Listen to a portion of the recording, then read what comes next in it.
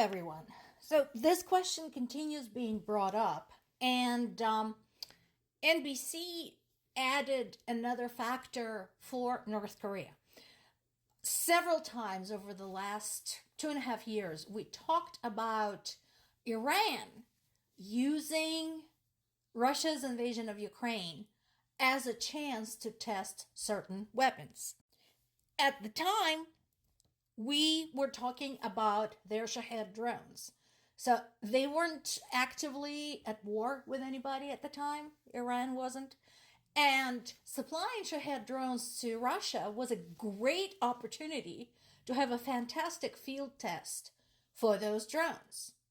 So, in addition to potentially getting something out of Russia, including money, technology, including nuclear technology, I think NBC has something there when they say this is also an opportunity for North Korea to get a free field test for whatever they're developing.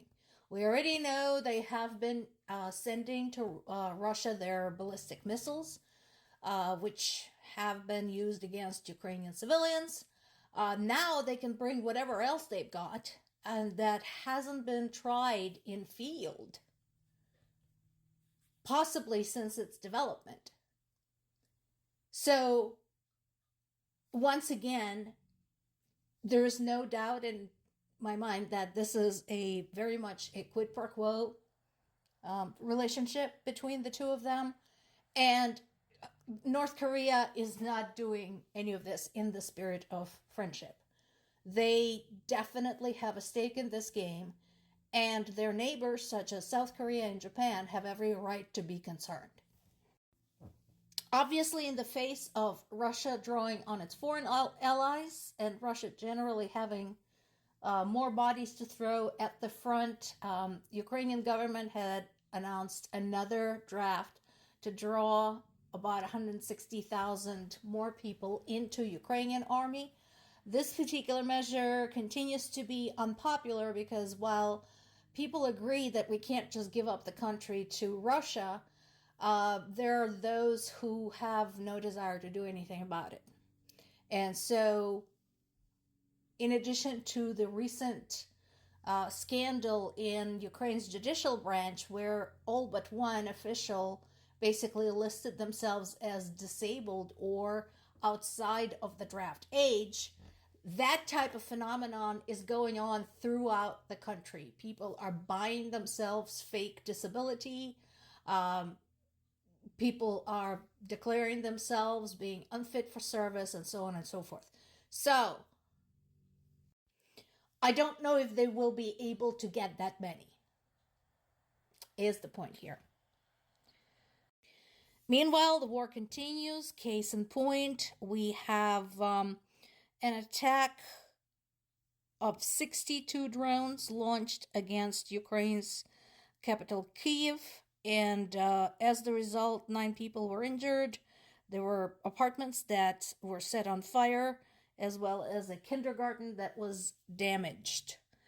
Now, the second part is interesting. So they're saying that Russia and Ukraine discussed a kind of ceasefire.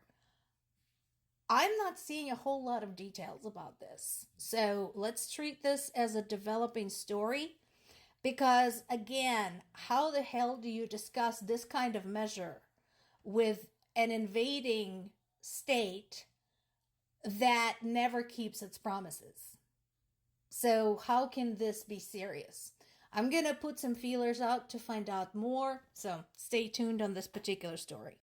There's also reports of Russian troops continuing to advance in the east in the Donetsk-Luhansk region. According to Russian media, they have taken another mining town of Sidlovoye, or what's left of it. That is something that is being covered a lot in Ukraine. So for some of the successes in the south and in the northeast, the Ukrainian army is having a really hard time in the east. And right now things are looking very bad there. And we have family members there, so It's quite terrifying. The international community continues to speculate about the North Korean involvement. Once again, I find it amusing that, everybody says, yes, this is serious. Yes, this is very bad. Everybody is expressing grave concern. Everybody's favorite phrase is that. But so far, nobody else wants to wade in. The Biden administration had already disclosed plans to send additional artillery systems, ammunition, armored vehicles, and other stuff to Ukraine. But that is the stuff that they needed already. So they've been asking for like the Patriot air defense systems since forever. So that's, same package basically, but nothing new so far, particularly nothing new when it comes to the use of long-range missiles. Now, this is something that for some reason UN and Amnesty International are not covering.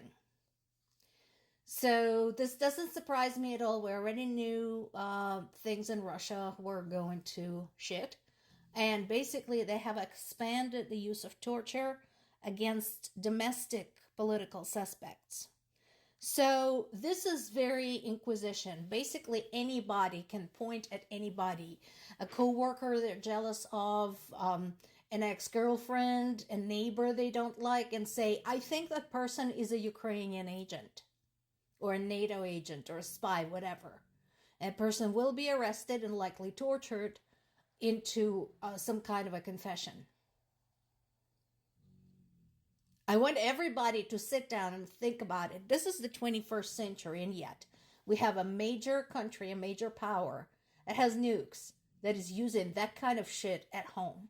Speaking of nukes, of course, Putin continues to make a big show of having them, announcing another round of nuclear exercises.